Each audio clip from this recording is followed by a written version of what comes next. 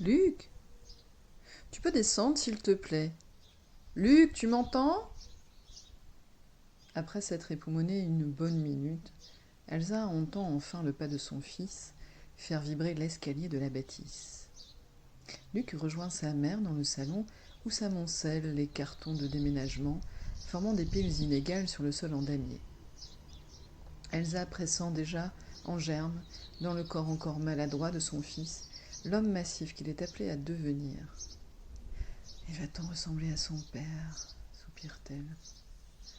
Non, pas la nostalgie. Si je me laisse glisser, je vais m'effondrer. Je dois être forte pour nous deux. Elle inspire profondément, comme le lui a appris Anne, sa thérapeute, et reprend la parole, la voix un peu tremblante.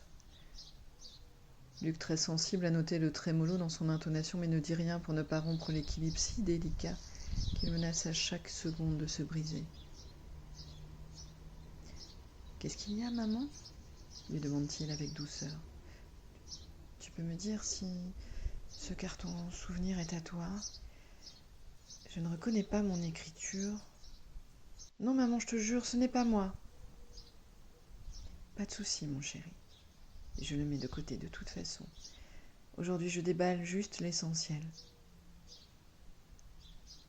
Elsa a noté la posture immédiatement défensive de Luc. Il ne supporte pas de se sentir pris en faute.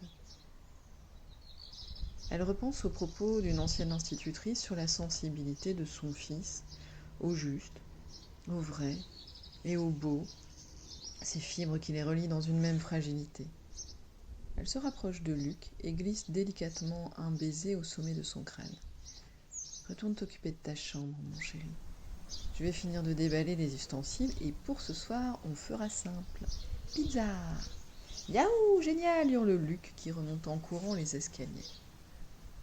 On a aussi la gourmandise en commun, pense Elsa, mais à son âge, il n'en pâtit pas, contrairement à moi.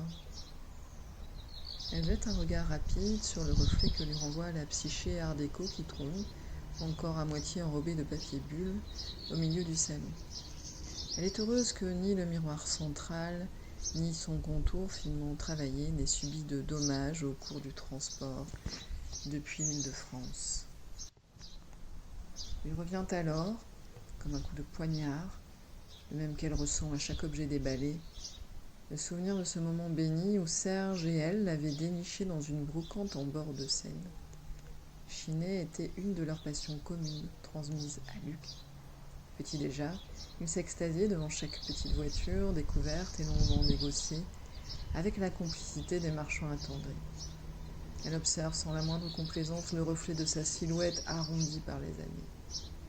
Elle, par contre, a moins bien supporté le voyage, pense-t-elle, sans même se rendre compte de l'harmonie qu'elle dégage, cette luminosité qui irradie de tout son être, et que ses 45 ans ne sont pas près d'éteindre.